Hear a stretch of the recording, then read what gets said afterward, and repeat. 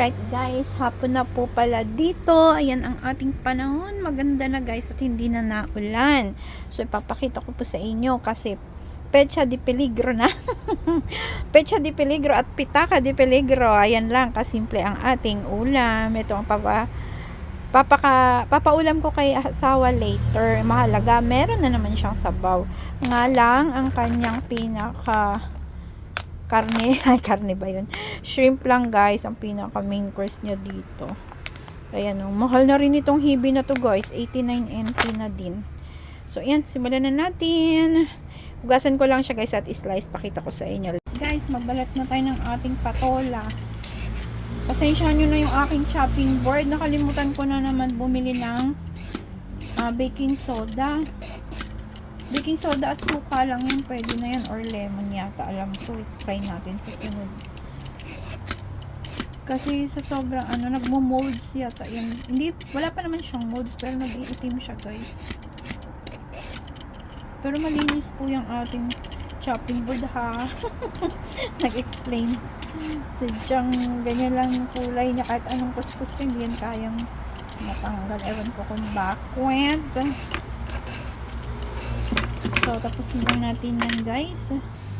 Alright guys, mag-slice na po tayo ng ating patola. Yan, ganyan lang siya guys.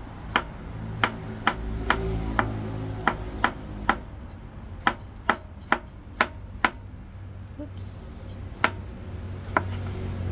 Diba, hindi siya uniform in size. Lagay ko lang siya dito. Tapusin ko lang.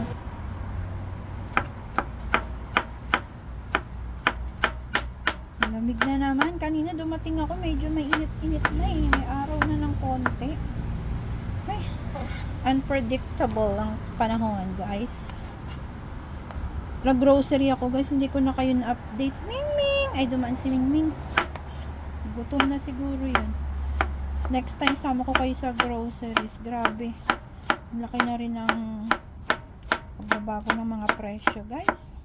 Mamadali ako kanina, hindi na ako nakapag-vlog.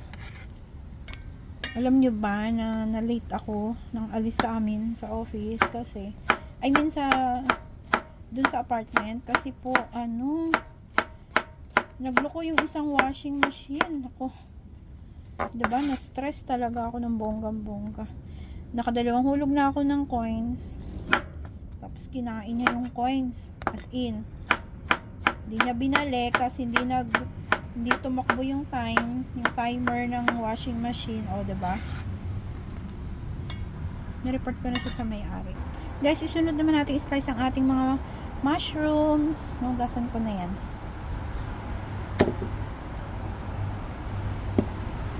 Ganyan lang. Super easy lang ng slice niya.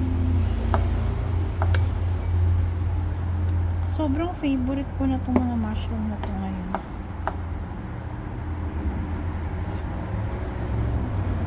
Siguro psychological lang, diba? Kasi sinasabi na sa mga doctor, sa mga research na maganda ang mushroom for antioxidants, maraming benefits sa katawan.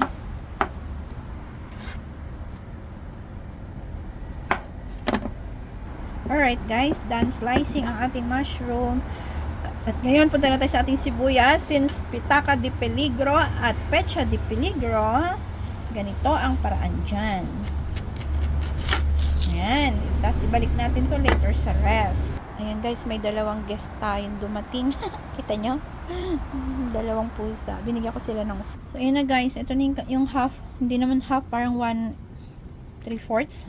Tapos, ibabalot ko lang yan siya sa foil para ma-preserve mo siya. Huwag nyo po siyang iiwanan na kaganyan sa ref, ha? Hindi po pwede yun.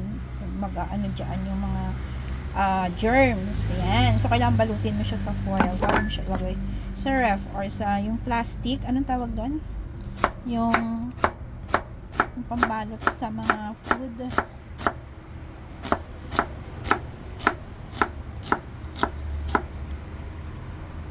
Siwan natin siya ng pagganyan.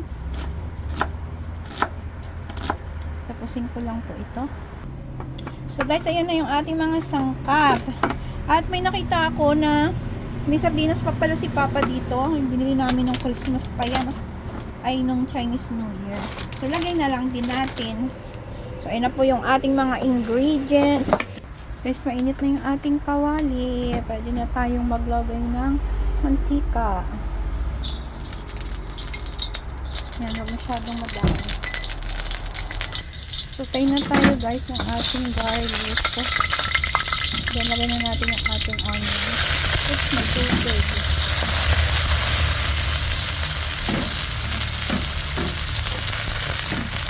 Na guys, nasukay na natin yung ating onion, garlic, tapos yung ating hipon.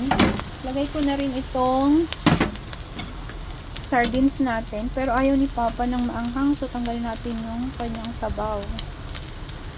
Yung fish na lang ilagay natin guys. Yung tahin konti, okay lang.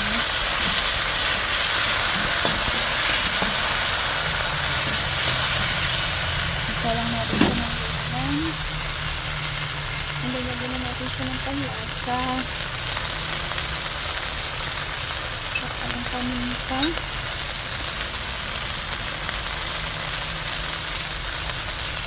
Wala, hindi ko ba na yata ng paminta.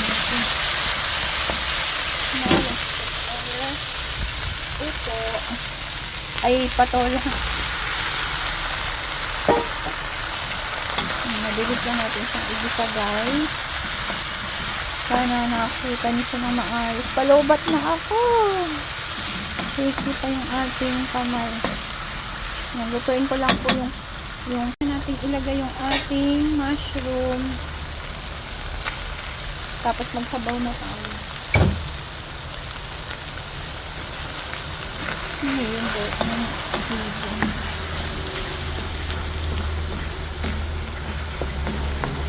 sarap, bango. Ngayon, pwede na tayong maglagay ng water.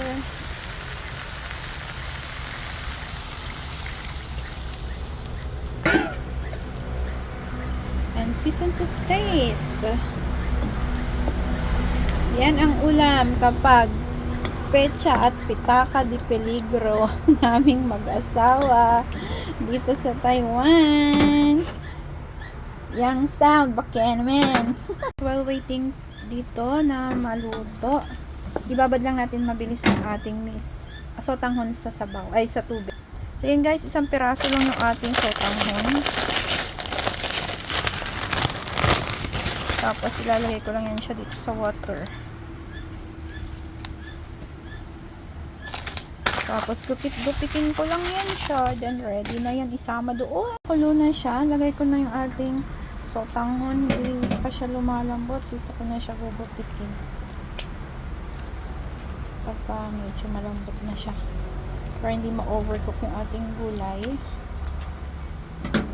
Siya guys, okay na siya. Pero natatmang kukulang siya sa alat. So, lagyan lang natin ng konting patis. Yan. Yum! Ayan guys, meron na si Papa mainit na sabaw pag uwi later sa aming hapunan. Yan po ang ulam ng kapag malapit na ang pecha de peligro at pitaka de peligro. Try nyo guys! Masarap na, healthy na natin. Off na natin ang ating fire. Ooh la la! See that? Perfect. Guys, ang ulam natin, ang pambansang pangpitaka at pecha de peligro. Yummy yan. Lang kalat. Kain po. Sarap pa? Yummy.